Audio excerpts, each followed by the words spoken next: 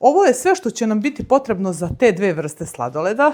Slatka pavlaka, šlag, krem, čokolada, šećer u prahu. Razmišljala sam da jednom, s obzirom kako radimo pa nas deca stalno ometaju, da snimimo i uživo možda kuvanje. Nešto mi previše gusto sa šećerom da smo napravi kajgana kad budeš napraviti. Ne boj se. A? Pa ne boj se.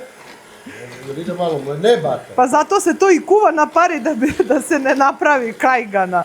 Ne ide u tigalj, nego na paru. Al voliš da smetaš. I kakav mu je kosa od bazena. Ja sam već prethodno stavila da mi vri voda. Kako to može? Pa nećemo da se umuti. Moći će, ne brini se ti ništa. Kako si sigurna da taj recept ide tako? Da. Šta sad radi? Ništa, belanca sa šećerom su na pari i sad ću ja to lagano da mutim. Kaže Miki, ne može da dočeka da ovo bude skuvano. Ne može da stoji, kaže, noge ga bole i na kraju Leđa mi.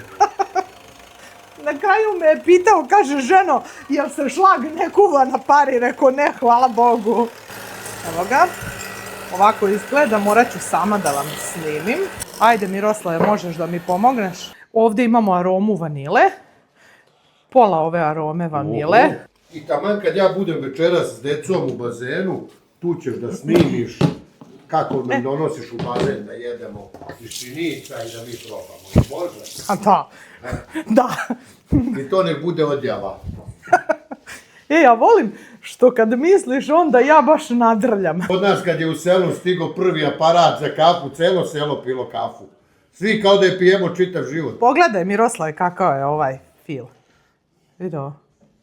Mama, šta je to? Sladoled ljubavi. Sladoled sine koji treba da se oladi. Vi kakav je?